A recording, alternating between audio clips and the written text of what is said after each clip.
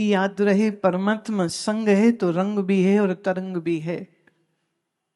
और अगर परमात्मा की भक्ति तुम्हारे हृदय में नहीं है तो फिर तो ना जीवन में रंग है, न तो जीवन में कोई तरंग है, न तो जीवन में कोई उमंग है। इसीलिए फिर मजबूर होकर के दुनिया शराबें पीने लग जाती। उन्हें लगता है शराब पिएंगे तो कुछ तो मस्ती आएगी। ये नहीं पता शराब पी के जब टुन्न हो जाता है, गिरा होता है नाली में, कुत्ता मुंह चाट रहा होता है, बताइए कौन सा रंग है ये और कौन सा तरंग है ये? लानत पड़ती है जो देखता है, वो कहता है अरे ये शक्ल तो देखो, ये किस घर का लड़का है, ये किस घर का आदमी है, ये कौन है जो इतनी दुर्दशा बना करके पड़ा हुआ है। जब नशा करता है और जब वो नशा चढ़ जाता है तब कहाँ होश रहती है कि कहाँ मैं बैठा हूं, कहाँ क्या कर रहा हूं।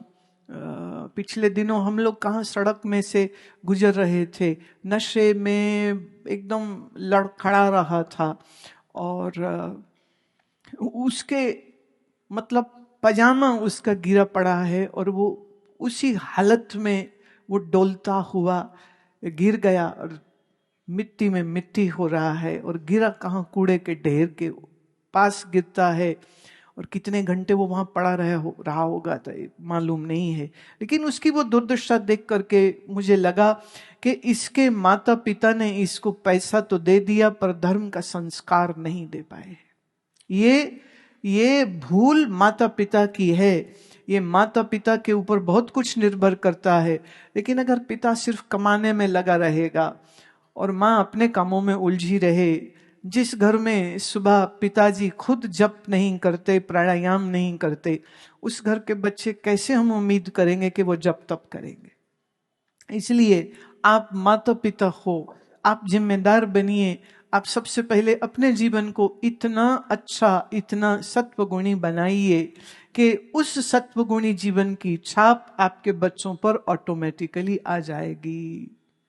और जब हम अपने घर का वातावरण एक आश्रम जैसा ना बना पाएंगे तो फिर तो घरों में भूत पिशाची नाचेंगे, क्योंकि पीने पिलाने के बाद लड़ने मरने की ही तो बात होगी। इसका सिर वो फोड़ेगा, उसका सिर वो फोड़ेगा, तो बाप बेटे को मार देता है, बेटा बाप को मार देता है। माँ ने पैसा नहीं दिया नशा करने का तो माँ के सिर के ऊपर ही डंडा मार दिया। अब बाद में जेल होती है, क्या होता है, तो दुर्दशा ही तो है ना। तो राक्षस नहीं बनना है प्यारे। इन आसुरी चीजों से हमको दूर रहने के लिए सबसे पहले अपने आप को सुधारना होगा। मैं युवा पीढ़ी के ऊपर कोई दोष नहीं दे सकती हूं, क्योंकि वो वही कर रहे हैं जो कहीं ना कहीं वो जब ज्ञानहीन होते हैं, जब समझ नहीं होती है, जब पता नहीं होता है कि क्या करना क्या नहीं करना। इसीलिए कहती हूँ भगवत गीता के 2 श्लोक रोज, इतना मुश्किल तो नहीं है ना। हिंदी में और अंग्रेजी में भगवत गीता में का जो मैंने व्याख्यान दिया, जो समझाया, वो मौजूद है। लेकिन इसके बावजूद मैंने एक और गीता का स्वरूप निकाला। वो फिलहाल अभी अंग्रेजी भाषा में किया है, हिंदी में भी बहुत जल्दी आ जाएगा। और वो ये है कि संस्कृत का श्लोक है, फिर उसके नीचे अंग्रेजी फोनेटिक्स में वही श्लोक है कि तुम्हें अंग्रेजी आती है तो भी तुम संस्कृत पढ़ सकोगे। हर शब्द का अर्थ है और एक छोटे से पैराग्राफ में उसका अर्थ क्या है उस पूरे श्लोक का वो दे दिया है। तो अब ऐसी कंसाइज्ड फॉर्म में जो गीता है वो इसीलिए मैंने बनाई कि कोई ये ना कहे कि अरे इतनी बड़ी गीता आपकी कहाँ उठाएंगे, कहाँ पढ़ेंगे, कहाँ जाएंगे। इसलिए संक्षिप्त रूप से कंसाइज फॉर्मेट में भगवत गीता को, तो 2 श्लोक क्या, उसमें तो तुम 5 श्लोक भी रोज के रोज कर सकते हो। अब सोचने की बात यह है कि अगर आपका जो विचार है वो गीता के अनुसार चलने लग जाएगा तो निश्चित जानिए आप अपने जीवन में कोई गलत काम सोच के भी करना नहीं चाहेंगे। और आप अपने इस समझ को फिर धीरे धीरे जब तुम इस समझ को जियोगे तो यही समझ जो है वो तुम्हारे बालकों तक, तुम्हारी बालिकाओं तक भी जाएगी। तो बड़ा सौभाग्य है भाई आप सब लोगों का। मैं थोड़ा सा क्या कहते ना, एक धक्का लगाना चाह रही हूं कि कहां ढीले तुम हो रहे हो वहां ढीले मत रहो। नियम के पक्का होना चाहिए, अनुशासन का पक्का होना चाहिए। और आपके अनुशासन और संयम का सबसे पहला रूल ये है, सूर्य उदय से 1 घंटा पहले जाग जाना चाहिए। सूर्य उदय से 1 घंटा पहले जागने के बाद अगर आप सूर्य नमस्कार 5 कर ले, सर्वांगासन, भुजंगासन, सर्पासन, थोड़े से आसन, ज्यादा ना सही, अगर इतने ही आसन घर की छत पर, बाग बगीचे पर तुम कर सकते हो, तो जितना ये उस समय पर पसीना शरीर में आएगा, वो शरीर का लिम्फेटिक सिस्टम ठीक हो जाता है, माने जो टॉक्सिन से उसकी ड्रेनेज हो जाती। जब आप आसन करते हैं तो रक्त से और बोन्स के आपस की ऐसी सुंदर इंटरेक्शन होती है कि कैल्शियम की डेफिशिएंसी नहीं होगी। कैल्शियम की जब डेफिशिएंसी होती है तो बहुत लोग सप्लीमेंट खाते, गोली खाते हैं। तो एक छोटा सा सुझाव दे दूं, और वो ये है कि अगर वो जो लकड़ी वाला कोलू होता है ना, गांव में शायद बचे हों, बाकी तो अब पता नहीं गायब भी हो गए हैं। अगर कोई तेल का काम नहीं करता है तो मैं देखो तुम्हें बिजनेस आइडिया देती हूँ। एक लकड़ी वाला कोल्हू जो है लगाइए, और उस कोल्हू के साथ भले मोटर लगा दीजिए, स्पीड तय हो, बहुत ज्यादा तेज स्पीड में ना वो चले। इसमें तिल को पीसिए, और तिल का जो तेल है, इस तिल के तेल के साथ सर्दी के दिनों में शरीर पर मालिश करो तो जो रूखी सूखी त्वचा वो ठीक हो जाएगी। महंगी क्रीम लेने की जरूरत नहीं। 1 चम्मच तेल का सुबह में आप पी लीजिए। सर्दियों में तिल का तेल, गर्मियों में नारियल का तेल। और अगर तेल ना मिल पाए तो 2 बड़े चम्मच तिल के, जो रोटी तुम खाते हो उसी में एक पेड़े में 1 चम्मच तिल डाल दीजिए और इसको खा लीजिए। जो तुमको आवश्यकता है सप्लीमेंटेशन की, वो तिल के द्वारा की जा सकती है। बाहर से गोली लेने की जरूरत आपको नहीं रह जाएगी। दूसरा, जब आप आसन करते हैं और उसके बाद जब प्राणायाम करते हैं, आज विज्ञान ये इस बात को स्वीकार कर रहा है, जो भी मेडिकल साइंस के रिसर्चर्स हैं उनका ये कहना है कि जिस रक्त में ऑक्सीजन की मात्रा अधिक होगी और उसमें विटामिन डी की कोई कमी ना हो, ऐसे व्यक्ति को इन्फेक्शन नहीं हो सकते। मेरे एक जानने में डॉक्टर हैं, एक्यूपंक्चरिस्ट है, डॉक्टर सूजन, कैलिफोर्निया में रहती हैं। तो वो बता रही थी कि कोविड के समय पर भी कहती है कि मैं बाहर अंदर आ जा रही थी, अपने मरीजों को भी देख रही थी, और कहती कि मैं मरीजों को देख रही हूं जो बीमार थे, लेकिन मैं बिल्कुल ठीक रही। कारण 3, एक उनका खान पान और उनका प्राणायाम आदि करना। दूसरा, विटामिन डी की सप्लीमेंटेशन वो अपने तरीके से ऑर्गेनिकली कर रही थी। और वो कहती है कि बहुत सारा, वो शिव की भक्त हैं, वो कहती बहुत सारा जब मंत्र जब चलता है प्राणायाम के साथ, तो इतनी ऊर्जा, इतनी शक्ति मैं महसूस करती हूँ कि चिकित्सक होने के नाते मैं अपने सब मरीजों की सेवा कर पाई और स्वस्थ रही हूँ। और मुझे वो कह रही थी कि ये इसमें कोई मेरा पुरुषार्थ नहीं है, ये तो मेरे भोलेनाथ की कृपा है कि मैं एकदम स्वस्थ रही हूँ। ये अंग्रेज महिला देखिए, शिव की भक्त है, शिव मंत्र जप करती है, प्राणायाम करती है, और एक्यूपंक्चर के जरिए से वो अपने मरीजों की सेवा करती है। तो भाव ये है, पहले खुद एकदम तगड़े स्वस्थ शरीर से, मन से, बुद्धि से आप हो जाइए। फिर उसके बाद आप पत्नी हैं, गृहिणी हैं, घर अच्छे से सुचारू पूर्वक चलाएंगी। आप व्यवसायी हैं, बिजनेसमैन, छोटे बड़े शॉपकीपर है, फैक्ट्री चलाते हैं, या आप कोई सरकारी या प्राइवेट जॉब में करते हैं, शरीर में कोई कमजोरी नहीं रहेगी, ताकत की कोई कमी नहीं रहेगी, तो बहुत अच्छे से आप अपनी जॉब को कर सकते हैं। जो प्राणायाम के साथ साथ योग निद्रा करते हैं, उनकी स्मृति बढ़िया रहती है। जिसको हम कह रहे हैं कोविड के बाद बहुत लोग महसूस कर रहे हैं, उसको कह रहे ब्रेन फॉग। ब्रेन फॉग मतलब कि एकदम दिमाग सपाट हो जाता है, यही नहीं समझ लगती कि बोलना क्या करना क्या।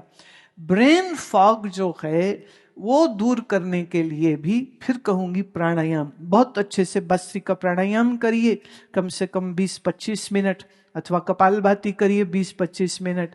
और अगर ब्लड प्रेशर हाई करके बैठे हुए हो तो फिर तुम नाड़ी शोधन प्राणायाम कर लो, भ्रामरी प्राणायाम कर लो। और भ्रामरी और नाड़ी शोधन प्राणायाम करते करते, साथ में आसन करते करते शरीर स्वस्थ हो जाएगा, तब गोलियों से भी छुटकारा हो जाएगा। हम स्वस्थ रहें इसके लिए प्रयत्न करना चाहिए, नहीं तो याद रहे शरीर तो मरने को तैयार बैठा है।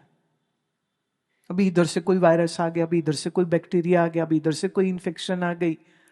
और कई बार जब लोग बोलते हैं ना कि हमारी तो पुश्तैनी बीमारी है, तो मैं कहूंगी कोई बीमारी पुश्तैनी नहीं होती, बस खाने पीने का तरीका एक सा हो जाता है। इसलिए जो गलत खान पान बड़े कर रहे थे वही बच्चे करते हैं, और इसी कारण से जीवन में, शरीर में कुछ तकलीफें जो हैं, जो रोग हैं, सो आने शुरू हो जाते हैं। अब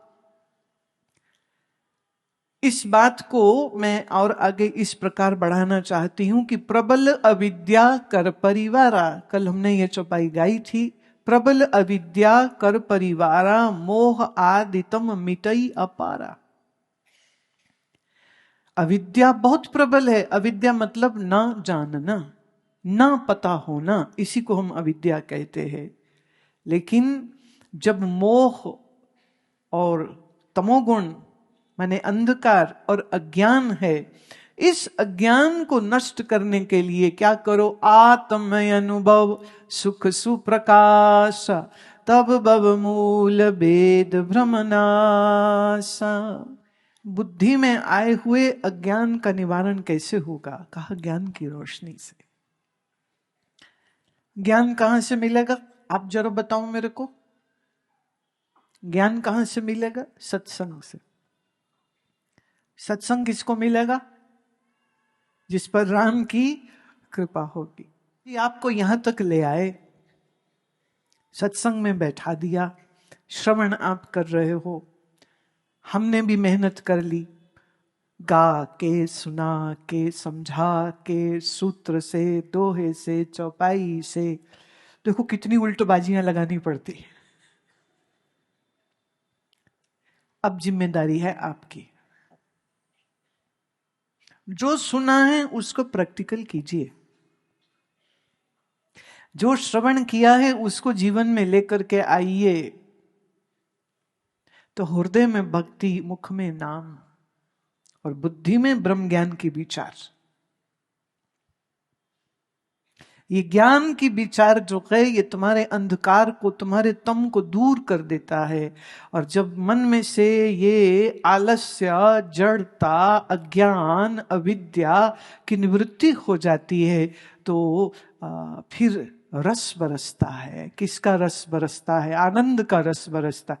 तो वह आनंद कहीं बाहर से थोड़ी आता है, वह आनंद स्वरूप तो तेरा अपना आप है। वह आनंद स्वरूप परमात्मा तो मौजूद है यहीं पर। जहां तुम हो वहीं वो है, जहां तुम हो वहीं वो है।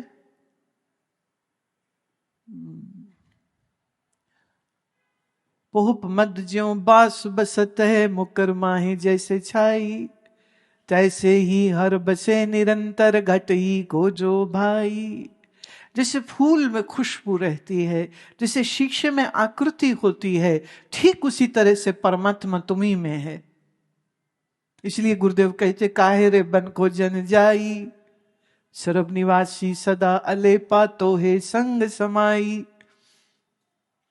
पर अजीब सी बात है, मेरे संग ही है, लेकिन फिर भी मेरे मन में दुख क्यों होता है, पीड़ा क्यों होती, तकलीफ क्यों होती है? इसमें एक प्रश्न किसी ने पूछा है कि ये तृष्णा क्या होती है? और मैं आनंद स्वरूप हूं, प्रेम स्वरूप हूं, लेकिन संसार के व्यवहार में दुख, नफरत और चिड़चिड़ापन क्यों होता है? प्रश्न है दिव्या का। ऐसे है कि तुमको किसी ने फोटो दिखाया,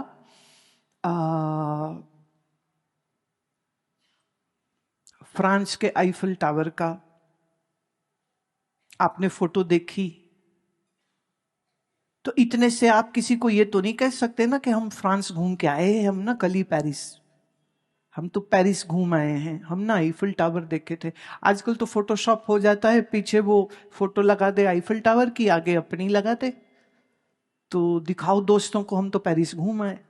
लेकिन कोई भी बेवकूफ तो बनेगा नहीं, उसको भी पता है हुआ ये बिल्कुल सच्ची बात है। आईफल टावर के आगे खड़े फोटो खिंचवाई, लेकिन फोटोशॉप करते हुए वो ये भूल गए साइड में ना वो एक बिजली का खंभा लगा हुआ जिसमें से बिजली की और केबल की तारें लटकी हुई थी।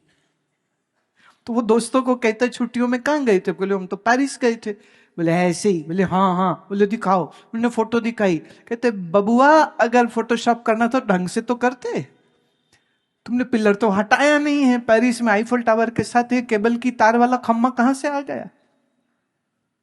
ऐसे ही मैं सच्चिदानंद हूं, आत्मा ही सच्चिदानंद है, आत्मा ही ब्रह्म है। ये आपने सिर्फ सुना है प्यारे, ये तो सिर्फ फोटो हुई है। असली काम अभी बाद में होना है। असली काम क्या है? षट संपत्ति को उत्पन्न करिए। सम दम श्रद्धा तितिक्षा समाधान और उपराम, इस 6 संपत्ति के साथ जब आप ज्ञान का श्रवण करते हैं और मन को वासना मुक्त बनाए बगैर तुम कहो ज्ञान का प्रैक्टिकल हो जाए, तो वो नहीं होने वाला। जैसे अभी एक किसी ने पूछा थोड़ा तृष्णा के विषय में कहिए, ये तृष्णा क्या है और क्यों है? भाई तृष्णा सीधी सी बात है, मन को चाहिए मजा। बच्चे थे तो दूध पी के आता था, थोड़े बड़े हुए तो दाल चावल में आने लग गए, थोड़े और बड़े हुए तो फिर पूरी कचौड़ी और पोहे जलेबियों में आने लगा, फिर बर्गर पिज्जा में आने लगा, फिर यहाँ वहां खाने और जाने, और ये रेस्टोरेंट और वो रेस्टोरेंट, वहां जाएंगे मजा, वहां जाएंगे मजा। तो मजे के लिए कैसे घूमता रहता ना गली गली बाजार बाजार। याद रहे घर का उत्तम भोजन होता है। पोहा खाओ घर में बनाओ, जलेबी खानी घर में बनाओ। और खाली स्त्रियां क्यों बनाए? तुम मूछ वाले क्यों नहीं काम करो? तुम भी काम करो। ये देखो